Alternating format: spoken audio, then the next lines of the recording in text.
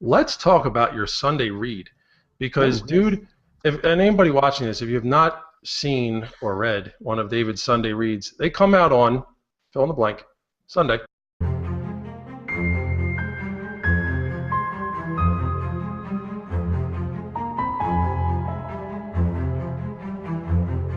David pulls together a whole bunch of articles and conversations from around Google Plus that have been happening, and he pulls them into one spot for all of us to just pull up some coffee and sweets, as he says, and just enjoy them. So I would love to learn a little bit more about your curation process, because I mean, you put at least 10 to 12 posts in there, and it's a lot of work.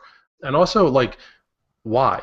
This is going to have a complex answer because essentially a lot of the things I come across on a day-to-day basis when I talk to corporations or when I do research or when I see posts or when I just do research for my own purposes. When you do all these things, you always find rabbit holes to go down on, and you find out new things and which are amazing, and they spark off your own thinking processes. I don't usually have a lot of leeway to follow them because I'm working. I keep track of everyone. And what happens is the moment you have that, in a very semantic way, the moment you have a whole lot of things, suddenly they begin to form into categories.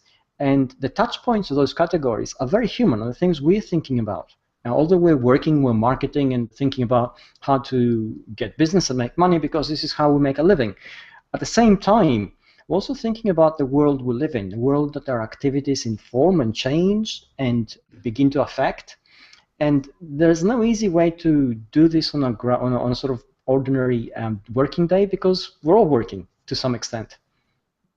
So they come together, and they come together fairly organically. You know, collect all these items and conversations and points and research, and suddenly they crop up. And a lot of the times they resonate with things which come up in conversations. At the moment, we're really trying to analyze and understand authenticity, and we know what it is.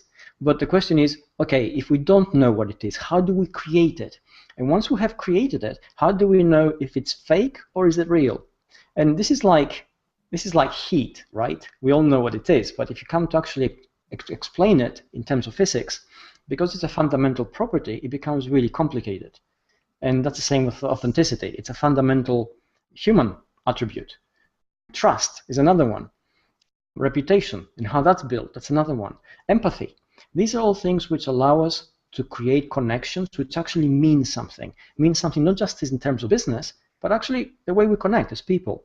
And we find ourselves now in a world where we say we have a relationship economy or relationship building connections run by the attention economy. And the attention economy really is what it is, because technology may get better and better and allows us to do more and more things, but there's only 24 hours to the day, and that's ever likely to be 24 hours to the day. So that's the limiting factor.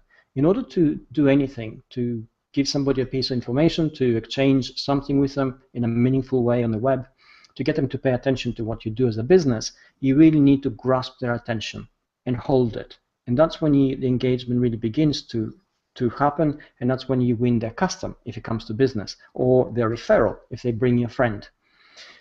For that to happen, you need to connect with them as a person first. So yeah, I'm talking about steady demand. I know what they do, but really, there are 1,000 other firms doing the same thing.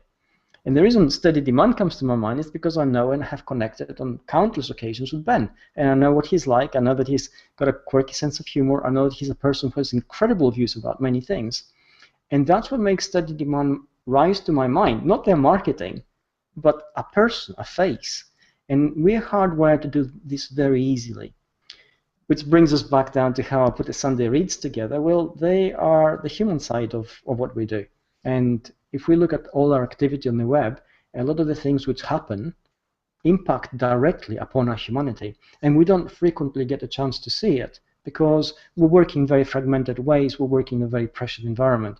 So the Sunday reads, which started as a kind of hobby, really, it's become a bit of a tradition and put it out every Sunday, is my, say, contribution to the conversation at a very human level, things which I find fascinating. I think the way we're developing, the way we grasping the challenges which come our way is really fascinating, and at the same time it really needs to be looked at by as many people as possible, and that content makes it possible.